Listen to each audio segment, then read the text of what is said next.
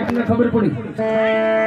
digital મામાની મારે તમારે બધાને ભાઈ બહેનો બધાને આરતી હાલો 2 જણાને ખબર પડી 3 ને ખબર પડી 4 ને 5 ને 6 ને 7 ને 8 હવે જેની પાસે ફોન હોય થોડી વાર બહાર કરો આ લાઈટ બંધ થાય તો થોડી વાર કરી દો ભાઈ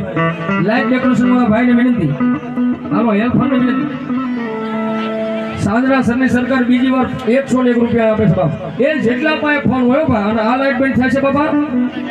હાલો અમારા મહાદેવ ડિજિટલ આપણે લાઈટ થોડી વાર બંધ કરી દો દાખલા છે આપણે કહું થોડી વાર બહાર રાખજો ફોન નંબર બાપ જેટલા પાસે ફોન હોય એટલા પાસે કોઈ શરમ નો રાખજો મારા બાપ અમુક પાસે તો મામાની દિયાથી 2 3 ને 4 ફોન છે કેટલી બધી લાઈટ બંધ થાય તો કરી દો આજ મામાની સાક્ષી એવું મારી સાક્ષી નહીં કારણ કે અમારા મને ભાઈએ વાત કરી અમારા દીપકભાઈ કે બહુ ઝાઝા વર્ષે 15 વર્ષ પછી આવું આયોજન અહીં થયું છે ભાઈ ધન્યવાદ મામાનું નામ ઉપર રામ ભરોસે 100 રૂપિયા જેની પાસે ફોન હોય અને સારી એવા દાખલા બની ગયા છે ઘણા એમ કહેતા કે અમારે ફોન બહાર નથી કાઢવું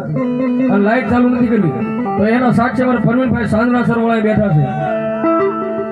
આ પહેલા પ્રોગ્રામમાં મારી પાસે આવું બોલ્યો કે જેની પાસે ફોન હોય એ કાઢજો નહીં કાઢો તો કાલ રાતના 12 વાગે મોબાઈલ ફૂટી જાય તો મને ન કહેતા પછી હું સાહેબ સત્ય ઘટના બની ગઈ શિહોરની મારી પાસે તજલમાના મેલડીમાં મારો પ્રોગ્રામ હતો અને ત્યાં એક વ્યક્તિ એમ બોલ્યો મારો ફોન બહાર નથી કાઢવો તો કાંઈ વાંધો નહીં બીજે દી સવારમાં મારો ફોન રાવણ દેવ તમે કીધું તું મેં ફોન બહાર કાઢ્યો તો હારું તો મેં કીધું કા ભાઈ કે કાલ રાતના 12 વાગે તમે બોલ્યો ને આજ રાત દિવસના 12 વાગે તમારી ડિસ્પ્લે ફૂટી હોઈ ગઈ પછી મેં મેલડી એટલું યાદ રાખ્યું છેલ્લું વાક્ય યાદ રાખજો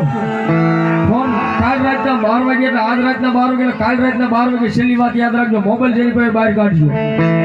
અને નો હોય ખાલી ઊંચા હાથ કરી દીધો તોય મામા સ્વીકારી લેશો આ લાઈટ બંધ થાય છે ભાઈ શૈલેષભાઈ લાઈટ બંધ થાય છે